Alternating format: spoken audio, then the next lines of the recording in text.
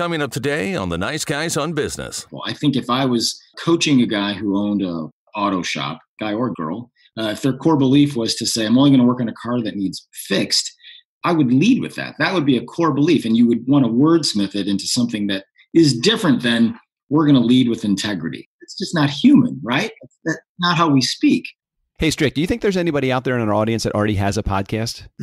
Could be. I think we definitely need to hear from those people. 99% of podcasters don't make any money from their podcast, let alone make, a lifestyle out of their podcast. And that's something we've been able to do actually with our podcast, The Nice Guys on Business. We have made a 6-figure income out of our podcast. You can learn how to. Go to turnkeypodcast.com/gift. GIFT, not GIF like the peanut butter or the image style. No, GIFT. Turnkeypodcast.com/gift. 5 ways to make money podcasting. Check it out today. Looks like you've been missing a lot of work lately, Strickland. Well, I wouldn't say I've been missing it, Doug.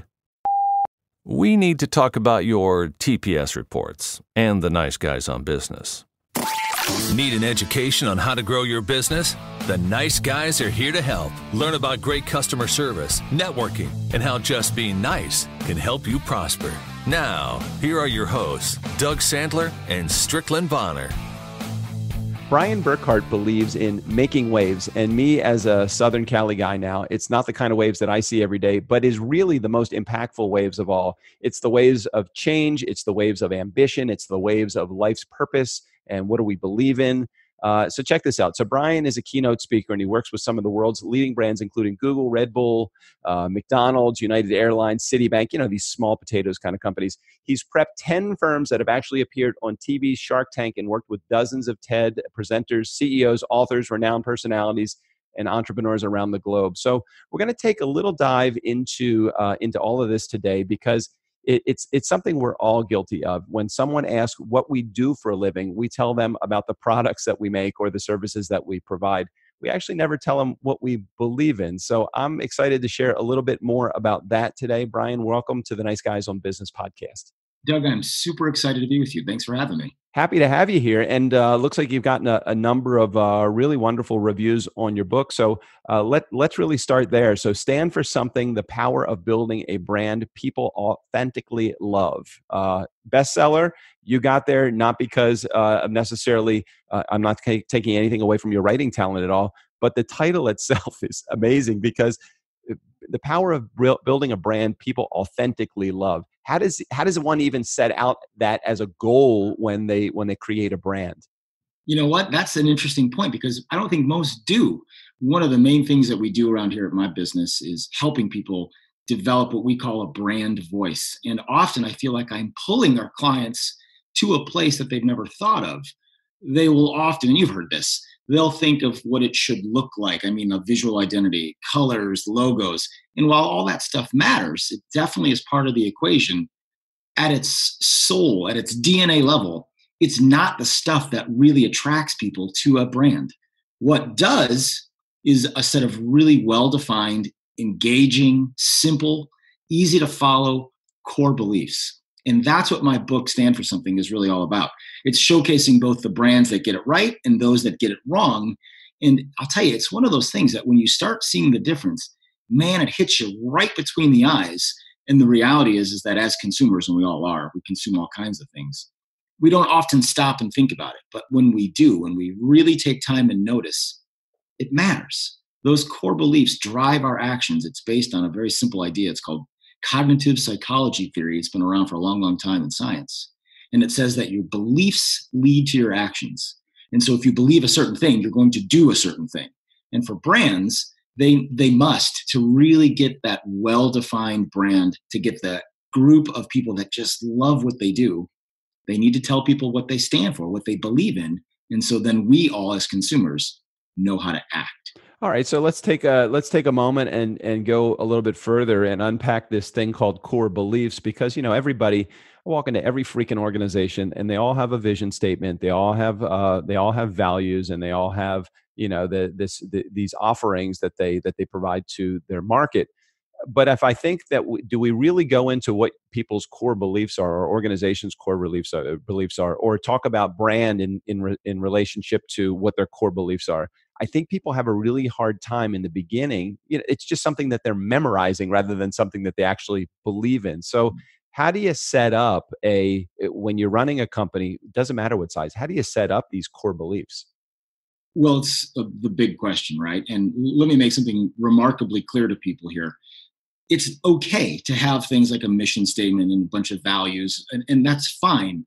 But those are not core beliefs. Right. More often than not, they are just completely vanilla, benign, safe, simple, in many ways, expected things. I mean, it's what organization doesn't have a value that says act with integrity? Okay.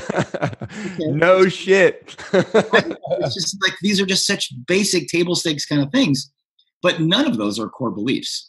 My firm, SquarePlanet, our core belief is to make waves. We then have 13 or so sub-beliefs that flow below that. That notion of making waves, though, that comes from a really deep, authentic place. It's a mirror of me as the founder. It's the stuff that I stand for.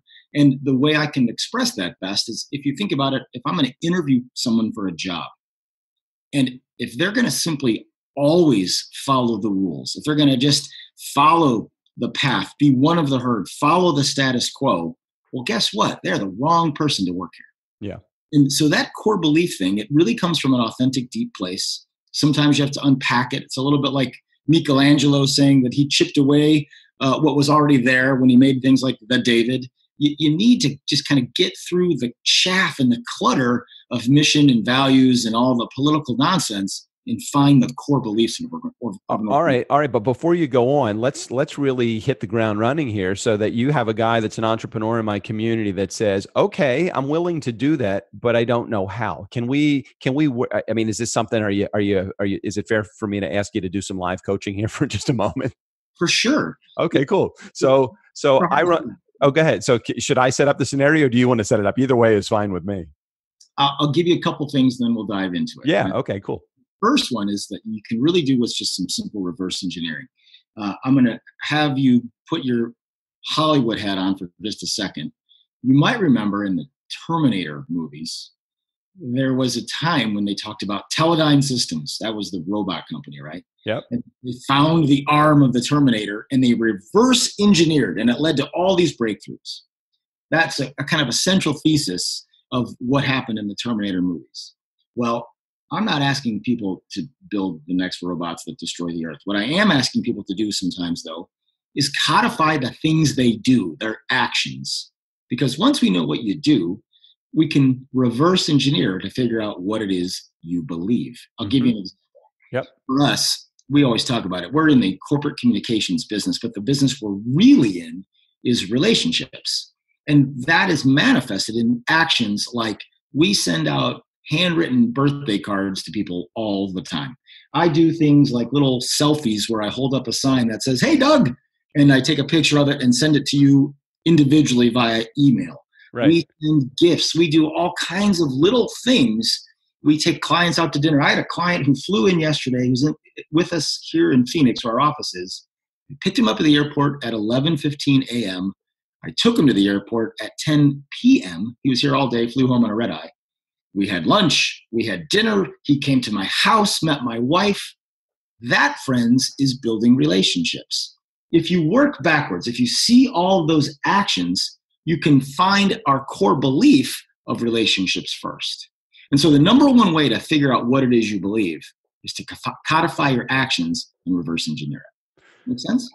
Totally makes sense. So if you're in the corporate communications or human resources business or whatever business that you're in, but you really are in the people business, does that mean that you just need to be a better people person? So your core beliefs are going to come out of your people skills? Or again, I just want to make it really ultra clear for somebody that, let's just take a guy that's a mechanic, and his one of his beliefs, according to the way it is right now, let's say, is that I will never work on a car unless the car actually needs to have the work to be done. So authenticity or what would that be considered? Truth, integrity. Yeah, there you go. Integrity. So integrity is one of his core beliefs. I believe that is a core belief of his, but he's not really in the car repair business. He's in the business of people and making people. Isn't everybody in the business of people? Yeah, for sure. I think it's just a matter of how you find the words and then amplify that story. So I love your example. I think if I was coaching a guy who owned a auto shop, and his core belief, guy or girl, if their core belief was to say, I'm only going to work on a car that needs fixed, I would lead with that. That would be a core belief. And you would want to wordsmith it into something that is different than we're going to lead with integrity. That's just not human, right? Right. That's not how we speak. And so you said it in a really powerful way. Imagine if you went on Yelp and you saw a review, or you went to that firm's website, or you even went to that garage and plastered all over the place. I mean, think like wall graphics, websites clearly, the back of business cards, outgoing voicemails. If all of those things very clearly resonated, that core belief of we will only work on cars that need servicing. And then if that transparency thing carried over, that they showed you things like, these are your old brake pads. Here's the box of the new ones that we put on. I mean, they make that transparency that much more clear and obvious. You've now built a business based around those core beliefs, and people get it. And there will be plenty of people who say, I don't care. I don't know if I'm looking at a brake pad or a turkey drumstick. Right. But other people will say, that's exactly the place I want to go to. The reason core beliefs are so powerful is because they attract like-mindedness. You're not going to find people that feel strongly anti-gun at a gun shop, right? You're going to find people that believe deeply in guns at gun shops. Core beliefs are that way. You're looking for your tribe. And the only way to really do it is be really clear about what you stand for. So are you a company that creates, that helps people to express their beliefs, their true beliefs, or are you a company that really takes those true beliefs and help them connect that with a bottom line or a better, whatever it is that their ultimate goal is for their service? We're definitely both, because it's all totally interrelated. In fact, I'll go back to the client I had in town yesterday. Really cool guy, runs a wealth management company. Those are all over the place. I mean, in all 50 states, in every market, you're going to find plenty of people that help guys like you and me and our listeners figure out ways to better use money. So that's a commodity in many sense. And where we landed at the end of the day was essentially along the lines of what they do is they go deep. That their core belief is not to be superficial and simply sell you a simple fund to put your money in, but to actually go really deep and find out how you can use money as a tool to better your world, to better your family, to better the world around you, to understand your relationship with your family and money and yourself with money. This whole notion of going deep is a huge part of what they do with every client. It's a huge part of the process that they have in place. They had just never put words to it. They never thought it through. And so in one day-long session with this guy, his name is Joe, we were able to kind of put words to this notion that at his firm, they believe in deep. And you just never would associate that kind of wordplay with financial services, but it's very real, very genuine, very authentic. And so now going out to the world, both internally to his team, but certainly to his new prospective client base, he's going to use images and words and ideas and even part of the pitch about saying, hey, if you want to just put your money in a fund, great. Go to E-Trade or Schwab or Fidelity or one of those online things. But if you want a really deep relationship and understanding and knowledge about you, your money, and legacy of your money, come here. It's a whole different game. And that was just in one day where we just sort of asked questions, broke it down, put some words to it, and it fundamentally shifts his brand going forward, both internally and externally. I'm sorry, I didn't mean to cut you off there. Just because I want to try to connect even deeper. Pardon the pun there for just a moment, because you're using that analogy. I wanted to connect even deeper with the guy that is listening to this, or the woman that is listening to this right now, saying, "Doug, I don't have time for these effing core beliefs right now. I'm just trying to make the phone ring. I'm trying to pay my bills." At what point during the creation process of a business do you think that these beliefs actually have to be, you have to turn around and look at them, or do you have to look down the road where you're heading and look at them as, I need these essential building blocks before I even get started in my business? I might be the wrong guy to ask this because you probably could guess what my answer is going to be. Yeah, but that's okay. I want to hear it. It's simple I think it's going to be simple for me to answer your question, but I want you to share why you feel whatever your answer is the right one. Here's what I would tell you is that 96% of employees in America work for firms that have less than 100 people. The small businesses of America are really the things that make it go, right?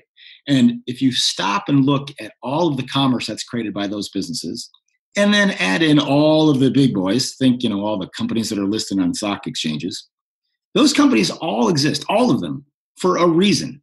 Whether it was a technology shift, a need in the marketplace, a desire by ownership, there was a reason that all those organizations began in the first place. That founder's story is why they exist. And at its core beliefs and the notion of answering why we exist are synonyms. They're one and the same. And so as things go on, it can often get diluted over time. You start adding people, getting bigger, scope, scale, etc. That notion of why we exist can sometimes go up in smoke. And that loss of clarity can really affect the brand and, more importantly, the tribe of people connected to that brand. So for me, whether you're an old organization that's been around for as long as anyone can remember, or a brand new one, or somewhere in the middle, having that really clear set of core beliefs absolutely matters deeply. It helps you find the right talent as in associates on your team, but perhaps more importantly, it helps you find the right customers. The reality is when you have these situations where you're at conflict with the things you believe, the relationship will be strained. I'll give you an example. Let's use Nike. When they were so all in on Colin Kaepernick, there were a lot of people, I mean, as in millions, who took to things like social media and said, I will never wear Nike again. They were burning Nike swooshes. They were throwing away their shoes. They were bemoaning the horrible decision of Nike. Conversely, there was a group of people who were like, man, I am all in on Nike. I'm going to the Nike store today and I'm buying more stuff and I'm wearing it proudly. That set of core beliefs being really well codified and then very well expressed drove action. Some for, some against. But that's what you want. Those that were against Nike, they're kind of always against Nike. They're always going to find a problem with it, no matter what. Right. Whether it's Colin Kaepernick or somebody else. Eliminate them. There is plenty of business to go around. There's enough for everybody. The slice of the pie is big enough. Work with those that believe what you believe, but you have to do that by knowing what you stand for first. So, Nice Guy community, if you want to find out a little bit more about what Brian does and how he does his work, just head over to SquarePlanet.com. We'll make sure we put a link in the show notes. And as I'm listening to you talk about beliefs, I'm looking at your SquarePlanet beliefs. Our beliefs: make waves. Why join the Navy when you can be a pirate? I love that one. Fortune favors the bold. Trust is always square one. Stories are told, not programmed. We believe in the power of the human imagination. The details matter a lot. We believe in answering the phone. Man, oh man, that's unreal. I mean, that's one of my 5 core beliefs, or my process of being a nice guy is all about answering the phone, returning phone calls, returning communication, being on time for every time. You'll appreciate this one, Doug. When I would stand on stages and do some of the keynote presentations that I do and talk about core beliefs, this one invariably got people's attention. And I would always say, all right, let's go. And so I would walk off stage and I would go find a person in the audience and I'd say, okay, here's my number. And they'd pull out their phone, and on speakerphone, we'd call my office. And of course, it was never planned. It was the kind of thing I never told my office mates, all right, get ready for a phone call. They didn't know. Right. And so it was awesome that there was always someone running to the phone to talk to a human. It was cool. Still do it from time to time. Yeah. I mean, and these are the kind of beliefs. It's like, okay, I'm dealing with a client right now whose name will be not mentioned on this podcast because I don't want to call them out. But part of the issue that they have is their team. They go to these generic, static, I don't even rah-rah babble kind of core values and their beliefs, and none of them are. I mean, they're great. They're integrity and honesty, and and they have the litany of things. But when it comes down to it, how do you interview for integrity, or how do you interview for honesty? Is anybody going to answer no, that they don't think that they have integrity, or they don't think that they're honest people? They're not going to answer a question that's going to throw them out of the interview. And I said, we really need to get down to the fiber here. What are the questions you need to ask based upon your core values. And if we don't know what your core values are, or if they're just a poster up on a wall, we're never going to hire the right people, because it completely they're in a service business. It all has to do with the way you're servicing your client. And if you're not servicing your client based upon your core values, or core values that are a poster on a wall, you're never going to get into the profit zone. Or if you are, you're always going to struggle to find the right people, or you're going to have a churn of applicants come through, or a churn of employees. And I can't express my appreciation for, data equals fertilizer as one of your beliefs. I mean, it's true. I mean, I love data, but come on, seriously. I'll tell you a very quick story. This was maybe 2 months ago. I was in Chicago giving a speech to the American Medical Association. And I asked the audience if money, time, access, all of those, geography, if none of those things were issues and you needed to get some medical care, where are a couple places that you would go? And immediately people said things like Cleveland Clinic, Mayo Clinic, and I knew that was coming. And I had a bunch of slides that showed how these unbelievably successful, wise, great healthcare organizations had no clue what they stood for. Right. And I showed the Cleveland Clinic website. I had all these sort of images from their website that showed their 6 or 8, I forget the number, their values, their beliefs. And then I superimposed the Cleveland Clinic values on images of, I know one of them was Domino's Pizza, another one was NASA, as in space. Yeah. One was my beloved Chicago Bears. And I was like, look, this stuff works for all of these organizations. It's so safe. It's so vanilla that it stands out zero. You will not attract the right people. You will not get the right tribe. And it's very compelling when you see how that stuff has there's a reason that people build those things. But when you put it in that kind of juxtaposition of the Chicago Bears versus Cleveland Clinic, and you realize it's almost useless, that really core beliefs need to be so much more personal. They need to be authentic. They need to be human for them to actually matter.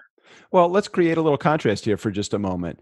Can you share with me, maybe not an example, but can you share with me the reason why this contrast works? The making waves as a belief works better than, we'll make sure that you are a happy customer, or whatever it is. Give me a contrast to the making waves type of philosophy or type of belief that a company that is more of that vanilla, it's just not working for them. So I stood on stage last week. It was last Tuesday night, I want to say, in front of about 600 people. And I basically said, hi, my name is Brian. I own a little company that exists to make waves. We live out in the desert. There's no water here. The waves that we make are not of the aquatic variety. We're going to take your message and elevate it so people remember and act. Those are the waves that we make. About 20 minutes later, after a whole bunch of commentary on a whole bunch of different case studies, I said, remember when I told you I make waves? There are at least half of you in this audience who said, ooh, that's not for me. I want to follow the form of everybody else. I am not a guy that's going to be a rabble-rouser. I am okay not making waves. Yeah. But there's another 50% who are kind of going, I'm intrigued. And by now, 20 minutes in, you're really intrigued. And yet at no point have I told you my background, how we do the things we do, the people on the team, the processes we have, the time it takes to do it, the education levels of any of us, and more importantly than anything else, perhaps, we never even told you the price. And yet somehow, some way, you're intrigued.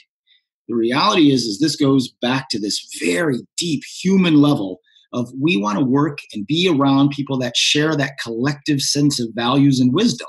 I mean, all you have to do is look at things like the political climate today. Our nation is kind of cleaved in two, right? We have two halves, and those two halves don't see things the same way. You want to do that with your business. You want that with your brand. You want it to be so clear what you stand for that you actually eliminate some people and then really wrap your arms around the other half. And when you can do that, man, oh man, the difference is real.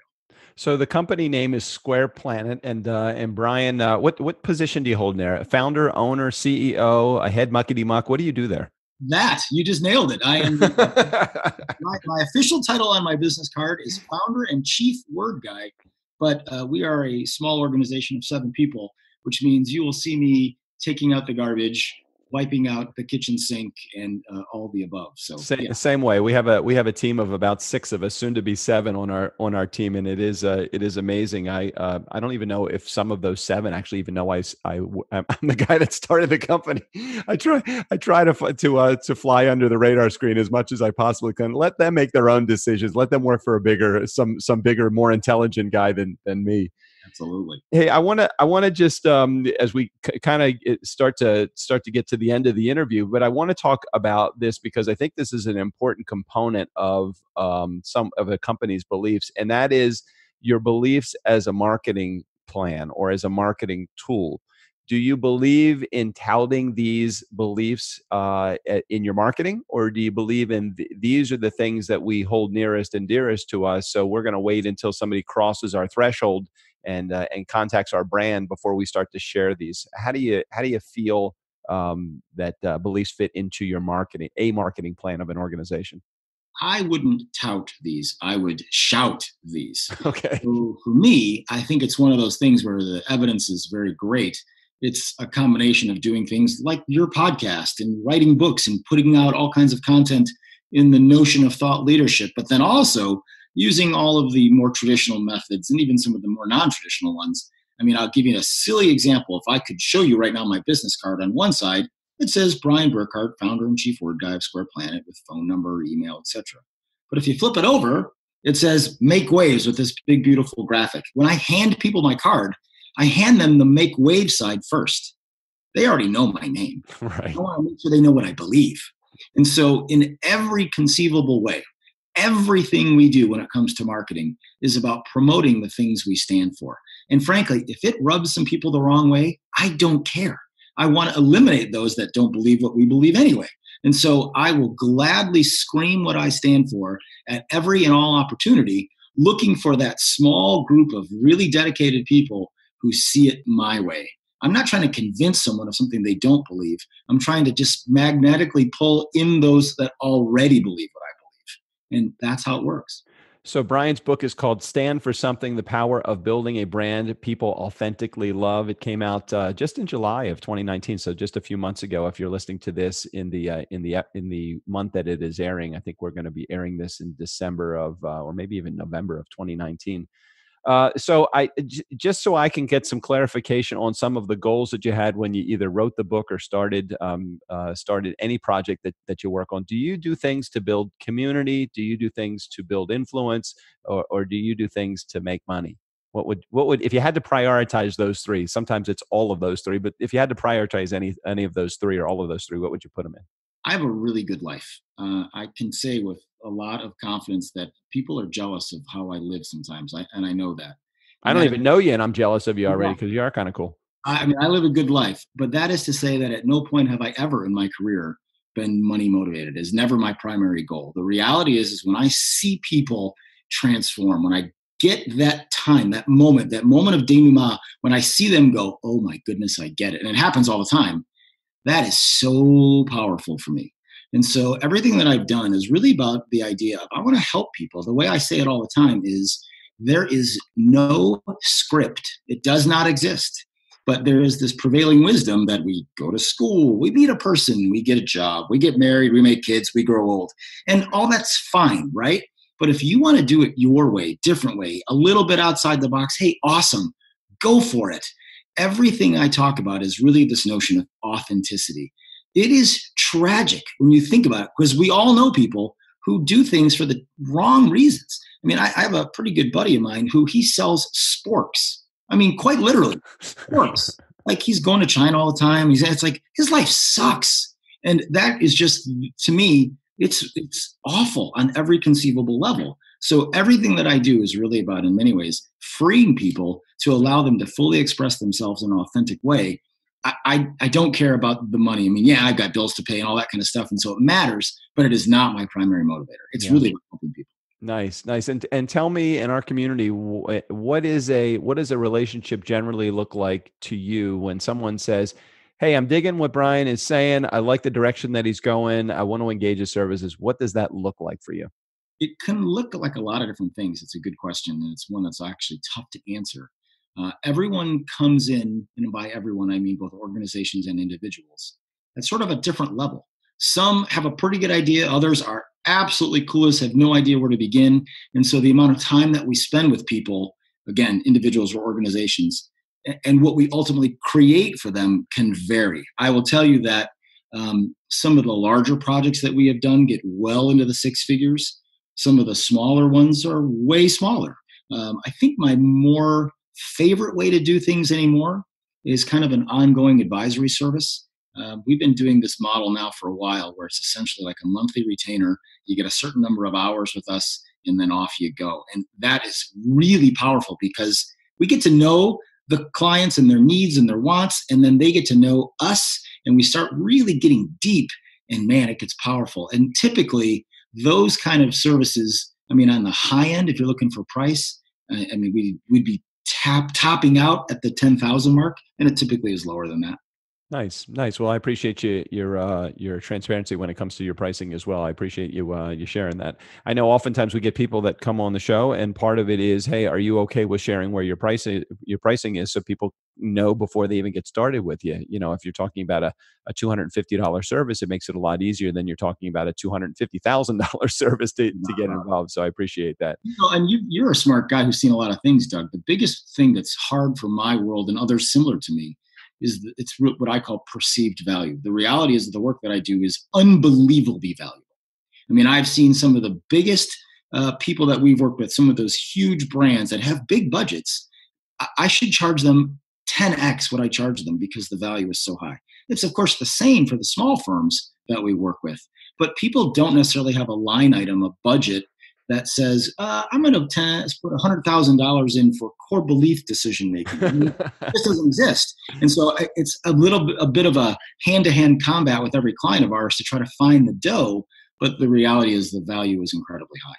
If you want to go into this nice guy community thinking that you don't even know the value of your core values, then that may not be the place to get started, because you're going to find out quickly that it's, you know, everybody, while they want to be able to give, especially Brian, I'm sure in this particular case, it's not like I want to volunteer your time for our community, but you have to go into the process understanding that there is an impact that you make when you have core values. And this is such an appropriate conversation for me right now because of this one particular client who is stuck on these core values. And I said, you got to get out of integrity and honesty and loyalty as your core values. Yes, those things are important, but it's too intangible. I want to know what that means. So what does that mean when you're hiring people? What's it mean when you're bringing clients in the door? What does it mean when you have vendors that you want to have work with you? All of those things are impacted by your core values. So you have a believer in me, Brian, for sure. I love it, Doug. I'll tell you a quick one. Yeah. This is a book, actually. It's a firm based in Baltimore called Greenspring. And what we realized was, after all the due diligence, is that their core belief was around clarity. And so what we recommended was things like transparent, it was like I forget the name of the material, but see-through business cards. Things like throw all the coffee mugs away, get the glass ones, the clear glass ones. Things like their conference room table was this big, thick mahogany, cherry, whatever it was, wood. So get rid of that, get a glass table. All the divisions, the partitions between the desks of associates, get rid of those, make them glass or keep it open. Clarity. If clarity is your core belief, actually express it in every way you can. And so for your client, I couldn't agree with you more, of course, but the thing that gets really interesting is when you take it to the nth level, when you build it into the organization at that really deep level, now everyone gets it, they see it, they feel it, and man, does it change everything. Because if there was a member of that Greenspring team that didn't believe in clarity, if they kept things close to the vest, if they didn't want to talk and be open, they wouldn't fit. They'd self-select out, and the organization would be better. And so it's one of those kind of things that there's a lot of it that's esoteric, but there's a lot more that is real and foundational and deep. And when individuals and organizations take the time and get it right, everything changes. And they get it right the first time, they never go back again. And so it's a big deal. It just takes time. Great conversation, and I so appreciate it. As a matter of fact, as a Baltimore boy myself, I don't know if you're talking about the venture capital firm that's out there or the dairy that's out there, but there are two Greensprings that I can recall as I was growing up and you know in in the late 90s or early 2000s as I was lighter, believe it or not, but that's, a different story. It's actually no connection to the firm I was telling you about. It was with me yesterday, but it's another financial wealth kind of firm. Absolutely. Absolutely. Well, Brian, thank you so much for sharing your inspiration. If one of our community members wanted to get in touch with you just to find out a little bit more about what you do, what would be the best way to reach out to you? I would love if they did. I love that because we are in the relationship business. The easiest way is to go to my main company website, which is SquarePlanet. Just think round earth. Go to squareplanet.com. There's links to everything from my book to my speaking to you name it. All of our beliefs, it's all up there. And this was awesome, Doug. You really are a nice guy. I definitely appreciate it. Hey, my pleasure, man. We're going to figure out how to get you into the podcasting space so you can do this on your very own. This is the best way to develop personal relationships one-on-one is through podcasting. I love it. My entire network is done over the last, 650 or 7. I lost track, around 500. I think we've done almost 700 interviews out of the 1,000 episodes that we have that we've aired, and it is a huge opportunity for me to meet people such as yourself who I may never have a chance to run into or meet, or even, I'm not sure you would even take my call. Maybe you would, but you wouldn't know me from Jack if I was trying to approach your company. So well, knowing all that, I'm going to have to invite you to be on my podcast, which is called Square Stories. It's a very cool format. I love doing podcasts. Man. You just described. So I'm going to make an invite to you, Doug. Oh, beautiful. I love it. Well, thanks for being here and thanks for sharing that. And thank you for letting me know you had a podcast. That's very cool too. Thanks, Brian, for being on the show. Appreciate it very much. Thanks all. Nice Guy community, never underestimate the power of nice. Again, special thanks to Brian Burkhart. All of his information, including access to his website, will be right there in the show notes. Just go ahead and click over, right over there. You can see the button, right? You got it. Yeah, that's the one. Just go ahead and click on that, and you'll make sure you get access to Brian and all of his stuff. Steve O'Brien, go ahead and take us out of here. For the Nice Guys on Business, I'm Steve O'Brien. Just when I thought I was out, they pull me back in.